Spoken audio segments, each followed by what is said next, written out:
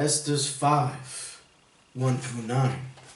Now it came to pass on the third day that Esther put on her royal apparel, and stood in the inner court of the king's house over against the king's house. And the king sat upon his royal throne in the royal house over against the gate of the house. And it was said, when the king saw Esther the queen standing in the court, that she obtained favor in his sight. And the king held out to Esther the golden scepter that was in his hand. So Esther drew near and touched the top of the scepter.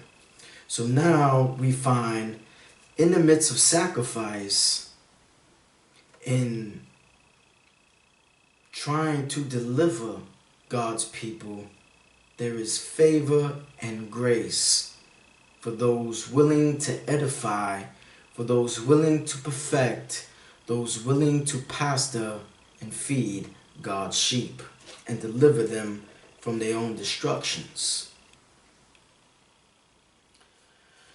Then said the king unto her, What wilt thou, Queen Esther, and what is thy request? It shall be even given thee to the half of the kingdom.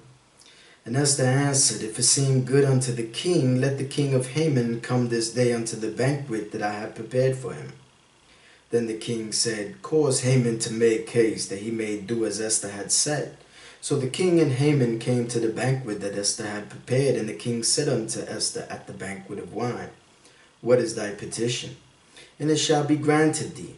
And what is thy request? Even to the half of the kingdom it shall be performed. Then answered Esther and said, My petition and my request is, if I have found favor in thy sight of the king, and if it please the king to grant my petition and to perform my request, let the king and Haman come to the banquet that I shall prepare for them, and I will do tomorrow as the king has said. Then went Haman forth that day joyful and with a glad heart. But when Haman saw Mordecai in the king's gate, that he stood not up, nor moved for him, he was full of indignation against Mordecai once again. Verse 14. Then said Zeresh his wife and all his friends unto Haman, Let gallows be made of 50 cubits high, and tomorrow speak thou unto the king that Mordecai may be hanged thereon. Then go thou in merrily with the king unto the banquet. And the things pleased Haman, and he caused the gallows to be made. So now, seeing that Haman is tired of disrespect towards him, his family is now telling him to ask the king permission to hang Haman. Esther 7, 1 through 10. No. Esther 6, 1 through 4. On that night could not the king sleep, and he commanded to bring the books of records of the chronicles, and they were read before the king. Now, Jewish theology inscribes that the king was restless these several days because he has been losing respect in sort of a way that made him fidgety, antsy, maybe not knowing who he could trust. Seeing first it started with the queen, then it came to the gatekeepers, and now Esther is showing up someplace uninvited. So he's wondering what's going on with me and what am I doing? And so now he cannot sleep this night, and he asks for the records of the chronicles, and they were read before the king. And it was found written that Mordecai had told of Bigthana and Teresh, two of the king's chamberlains, the keepers of the door, who sought to lay hands on the king Ahasuerus. And the king said, What honor and dignity had been done to Mordecai for this? Then said the king's servant that ministered unto him, There is nothing done for him. And the king said, Who is in the court? Now Haman was come into the outward court of the king's house to speak unto the king to hang Mordecai on the gallows that he had prepared for him. So Haman came in, the king said unto him, What shall be done unto the man whom the king delighted to honor? Now Haman thought in his heart, To whom would the king delight to do honor more than to myself? And Haman answered the king, For the man whom the king delighted to honor, let the royal apparel be brought, which the king uses to wear, and the horse that the king rideth upon, and the crown royal which is set upon his head. And let this apparel and horse be delivered to the hands of the king's most noble princesses, that they may array the man with all whom the king delighteth to honor, and bring him on horseback through the streets of the city, and proclaim before him, Thus shall it be done to the man whom the king delighteth to honor. Then the king said unto Haman, Make haste, and take the apparel and the horse, as thou hast said, and do this even so to Mordecai the Jew, that sitteth at the king's gate. Let nothing fail of all that thou hast spoken. Then took Haman the apparel and the horse, and arrayed Mordecai, and brought him on horseback through the streets of the city, and proclaimed before him, Thus shall it be done unto the man who the king delighted to honor. And Mordecai came again to the king's gate, but Haman hasted to his house, mourning and having his head covered. So Haman, who was the wicked one of God's people, is now embarrassed, seeing how he was exalted so high, and now he was made so low before someone who was so low and was exalted so high.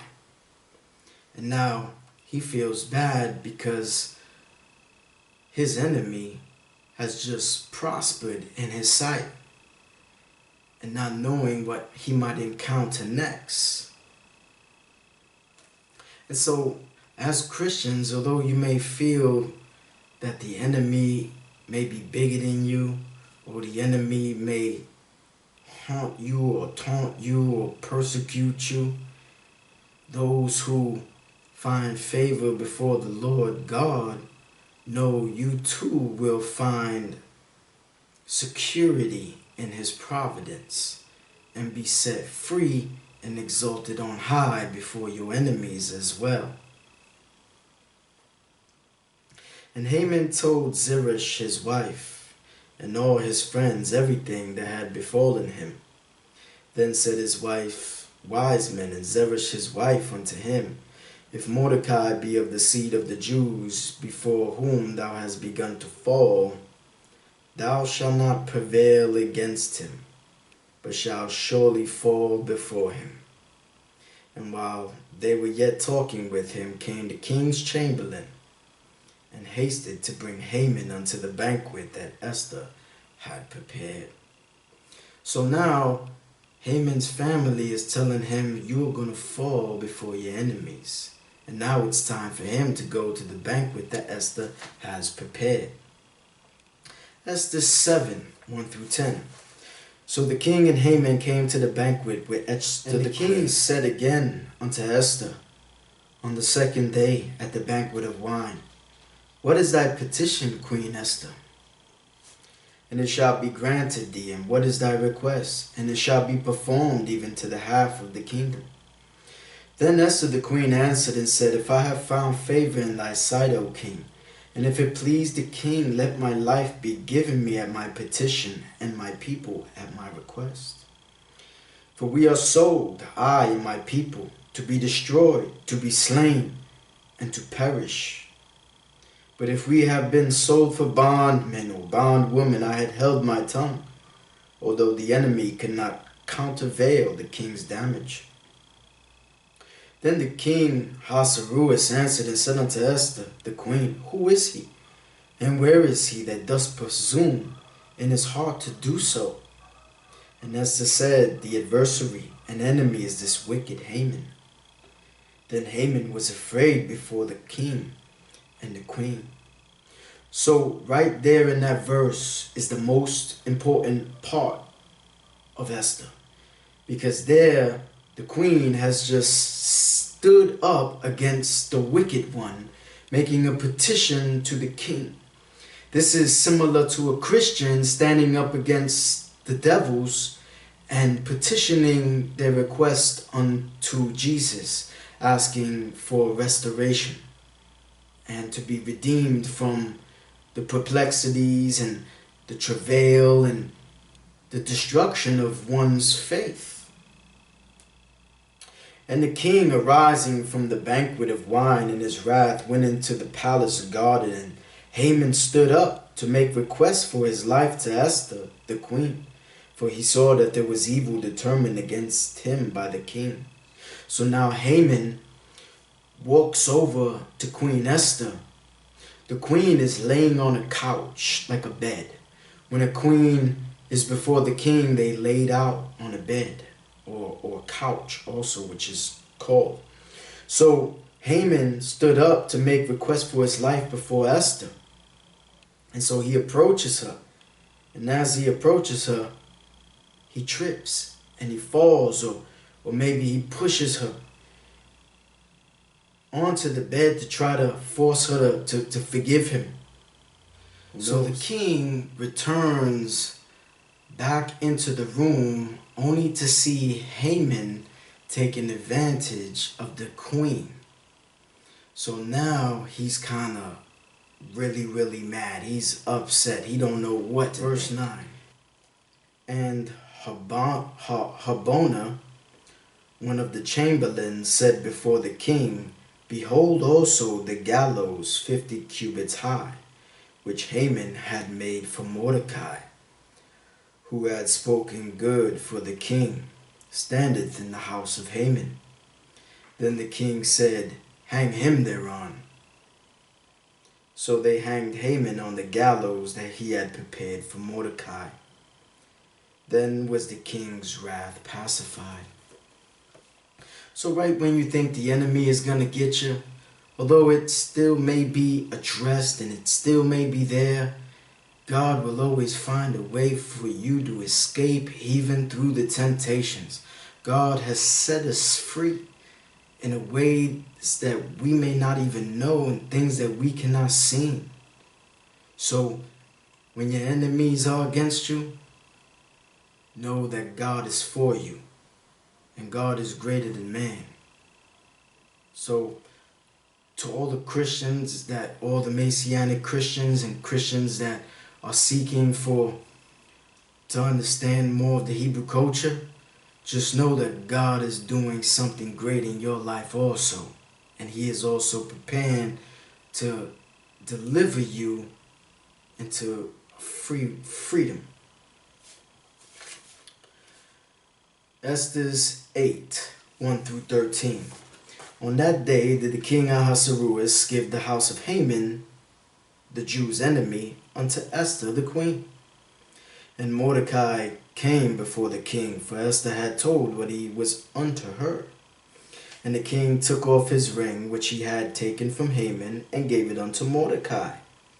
And Esther set Mordecai over the house of Haman. And Esther spake yet again before the king, and fell down at his feet, and besought him with tears to put away the mischief of Haman the Agagite, and his device that he had devised against the Jews. Then the king held out the golden scepter toward Esther, so Esther arose and stood before the king, and said, If it please the king, and if I have found favor in his sight, and the thing seem right before the king, and I be pleasing in his eyes, let it be written to reverse the letters devised by Haman, the son of Hammedatha, the Agagite, which he wrote to destroy the Jews, which are in all the king's provinces. For how can I endure to see the evil that shall come unto my people? And how can I endure to see the destruction of my kindred? Then the king Ahasuerus said unto Esther the queen, and to Mordecai the Jew, Behold, I have given Esther the house of Haman, and him they have hanged upon the gallows, because he laid his hand upon the Jews. Write ye also for the Jews as it liketh you. in the king's name, and seal it with the king's ring. For the writing which is written in the king's name and sealed with the king's ring may no man reverse. So Haman, who had decreed and written these things, that the Jews should be destroyed and perish, which was in the king's name and sealed by the king's ring, could not be reversed. This decree was still active throughout the country to destroy God's people. But now, since the house and the power had been given to Mordecai, Mordecai can now write his own decree against the decree written by Haman. So let's see what this decree will be. Then were the king's scribe called at that time in the 3rd month, that is the month of Sivan, on the 23rd day thereof. And it was written according to all that Mordecai commanded unto the Jews. And to the lieutenants and the deputies and rulers of the provinces which are from India unto Ethiopia, and 127 provinces, unto every province according to the writing thereof, and unto every people after their language, and to the Jews according to their writing and according to their language. And he wrote in the king Ahasuerus' name, and sealed it with the king's ring, and sent letters by post on horseback, and riders on mules, camels, and young dromedaries, wherein the king granted the Jews which were in every city to gather themselves together, and to stand for their life, to destroy, to slay, and to cause to perish all the power of the people and province that would assault them, both little ones and women, and to take the spoil of them for prey. So, bless Rick Scott, who has made Stand Your Ground, and also has passed the new Pastors Act as well, allowing pastors to uphold their religious beliefs and faiths that don't have to marry same-sex couples. So Florida is doing very great things for the Lord's prophets here in such a wicked timing.